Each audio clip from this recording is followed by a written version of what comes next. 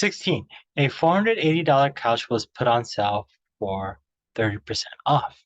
It didn't sell, so the price was lowered an additional percent off the sales price, making the new price $285.60.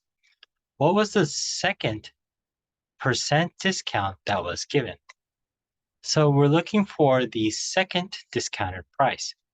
We need to figure out what the price is after 30% discount. So the first thing we need to do is take $480.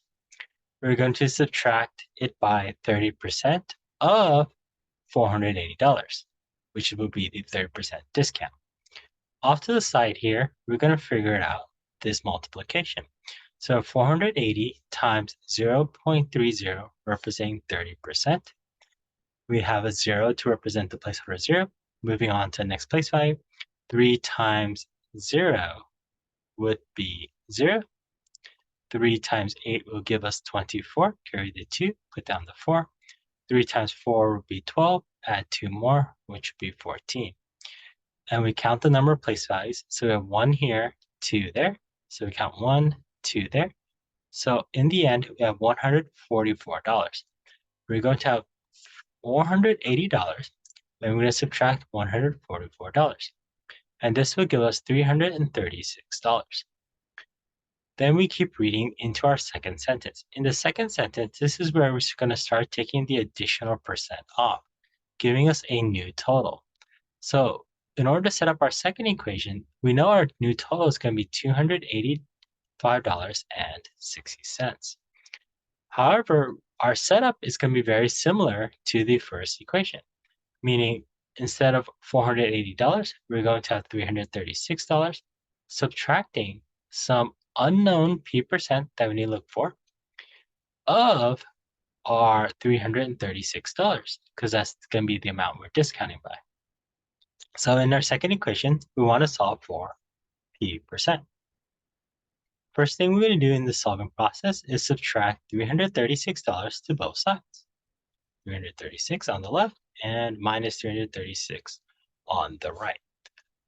On the left, we'll just bring everything down that we didn't subtract. So we have the minus p% times $336, or 336. And this will equal to the subtraction of $285.60 minus $336. And this will give us negative $50.40. The next thing to do is to divide both sides by negative 336. Divide both sides by negative 336 so that we can get our p% value. So off to the side, what we need to do now is figure out our long division. On the outside, 336. On the inside, we have 50.40. In order to do decimal division, we just really carry up the decimal place and then just divide as normal.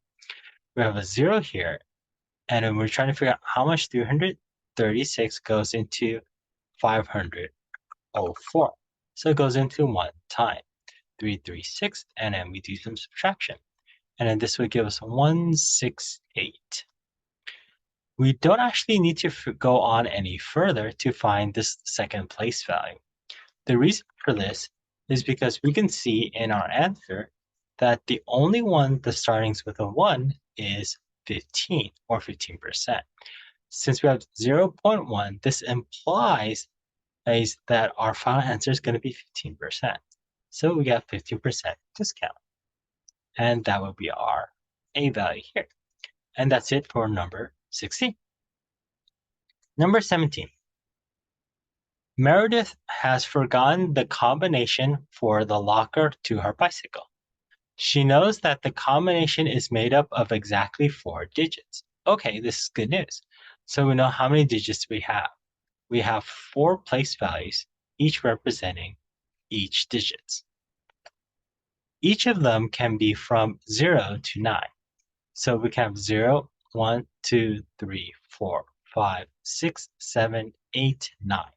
These are our possibilities for each of these. So let's duplicate this setup for each one of these. There we go. So that's our number of possibilities for each position. The number that the first digit is a 5. Oh, this tells us a fixed value already. Since the first value, it has to be number 5. This tells us that there's only one possible position for the first combination, and it has to be 1. Then we keep reading. The last digit is a 1. So this tells us that the last digit is a 1. So in the last position, there's only one way we can get a 1 there. Then we keep reading. How many combinations of numbers are there for Meredith to try? Since we know the first one and the last one are specific values, that means they have to have only one possibility for each of those. Then we kind of check our second possibilities. So in the second place value, we have a total of 1, 2, 3, 4, 5, 6, 7, 8, 9, 10 possibilities. And since there's no other restrictions or no other statements about the second position here, or really the third combination value, this will also be 10. And in order to figure out the number of possibilities, we just multiply each of these together. So 1 times 10 is 10, 10 times 10 is 100, 100 times 1 is still 100. So our final answer here is going to be 100. There'll be 100 possible ways to figure out the last two values. And our answer will be B. And that's it for 17. On to number 18. Reads as follows. What is the value of the numerical expression negative parentheses 1 squared plus parentheses negative 1 squared minus parentheses negative 2 to the third power? So what we want to first do is recall the definition of powers. So the first setup we have is parentheses 1 to the power of 2.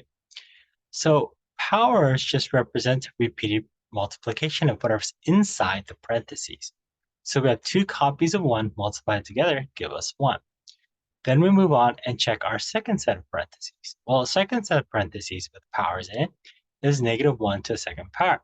So this really says I have negative 1 times negative 1, which is going to be positive 1 again. And in the last position, we have negative 2 to the third power. So let's write this out. Negative 2 to the third power is the same thing as negative 2 times negative 2 times negative 2. And this will give us negative 2 times negative 2 will give us positive 4 times negative 2. And positive 4 times negative 2 will give us negative 8. So now we can really solve this problem by helping us out each of these setups already. What we're going to do is rewrite each of the operations on the outside of the parentheses first. So we have a negative, a plus, and a minus. And do our substitution of each of the parentheses to the power. So we have, in the first case, 1 to the second power is the same thing as 1. In the second term, we have negative 1 to the second power, which is also 1. And in the third term, we have negative 2 to the third power, which is negative 8. Then we want to simplify. This gives us negative 1 plus 1, and negative time with another negative makes us positive. So our last term is actually positive 8. Then we just subtract.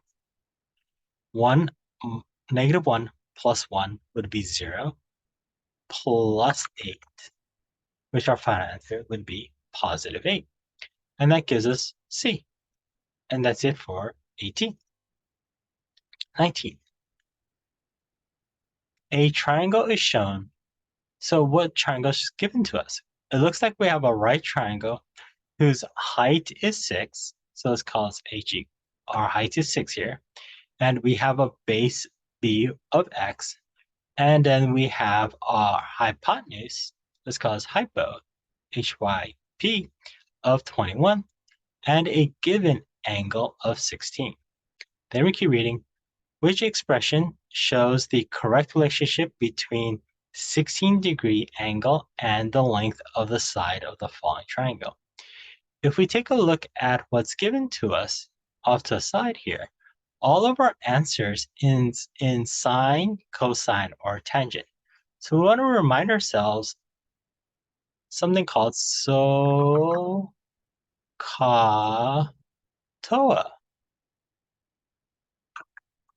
So SOHCAHTOA helps us remember our trig setups.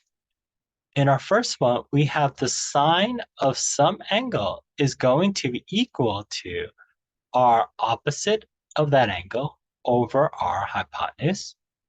And COA stands for the cosine of whatever angle we want to talk about is equal to the adjacent side over the hypotenuse. And TOA represents the tangent of whatever angle we want to talk about is equal to the opposite over the adjacent. Since we're looking at 16 degrees for each of these situations, we want to fill in our proportion. So we start off with sine. Sine is equal to the opposite. In this case, it is the value of the height, which is 6, divided by our hypotenuse, which is 21. Then we continue with cosine. Cosine of 60 degrees is equal to our adjacent value. In this case is x over our hypotenuse, which is 21. And lastly, our tangent of 16 degrees is equal to our opposite value, which we define to be h, our height.